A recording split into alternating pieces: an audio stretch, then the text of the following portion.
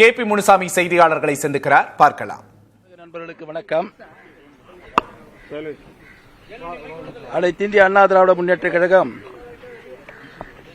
தலைமை கழக அறிவிப்பு பொதுச் செயலாளரின் ஒப்புதலோடு அறிவிக்கப்படும். அதுதான் நடைமுறையில் உள்ளது. தற்போது சில மாவட்டங்களில் பொதுச் செயலாளர் பெயரை பயன்படுத்தி கழக நிர்வாகிகளிடம் சிலர் கடிதம் பெறுவதாக தகவல் கிடைத்துள்ளது.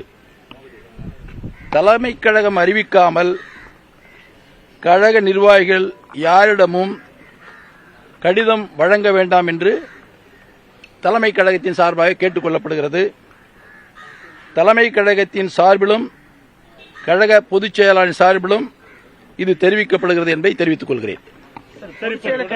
நீக்கினது செல்லாதுன்னு சொல்லி திரு எஸ்.பி. வேலுமணி சொல்லியிருக்காரு. எங்களை கட்டுப்படுத்தாரு 26 மாவட்ட செயலாளர் நீக்கிருக்காங்க, அது செல்லாதுங்கிறாரு. அனைத்து இந்திய அண்ணா திராவிட முன்னேற்ற கழக சட்டத்திட்டங்களின்படி பொதுச் செயலாளருக்கு முழு அதிகாரம் வழங்கப்பட்டிருக்கிறது. அந்த முழு அதிகாரத்தின் அடிப்படையில் கட்சி விரோத நடவடிக்கைகளில் ஈடுபடுகின்றவர்களை அந்த சட்டத்திட்ட விதிகளின்படி பொதுச் செயலாளர் கட்சி பதிவை எடுப்பதற்கு அதிகாரம் இருக்கிறது. அதன் அடிப்படையில் தான் கட்சி பதிவை எடுத்திருக்கிறார் என்பதை தெரிவித்துக் கொள்கிறேன். பத்திரிகை மற்றும் ஊடக நண்பர்களுக்கு வணக்கம்.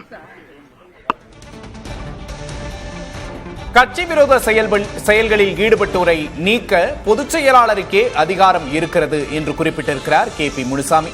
அதிமுகவில் மோதல் வலுத்து வரும் நிலையில் எடப்பாடி பழனிசாமி தரப்பு கே.பி. முனுசாமி அது தொடர்பான விளக்கத்தை அளித்திருக்கிறார். தற்போது பார்த்தோம்.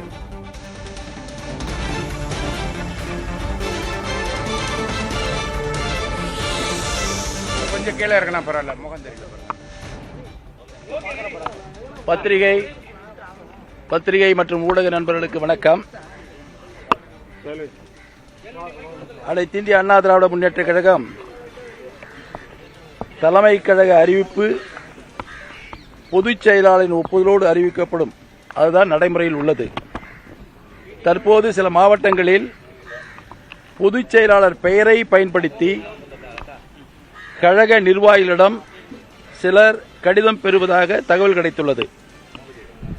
தலைமை கழகம் அறிவிக்காமல் கழக நிர்வாகிகள் யாரிடமும் கடிதம் வழங்க வேண்டாம் என்று தலைமை கழகத்தின் சார்பாக கேட்டுக் கொள்ளப்படுகிறது. தலைமை கழகத்தின் சார்பிலும் கழக பொதுச் செயலாளரின் சார்பிலும் இது தெரிவிக்கப்படுகிறது என்பதை தெரிவித்துக் கொள்கிறேன்.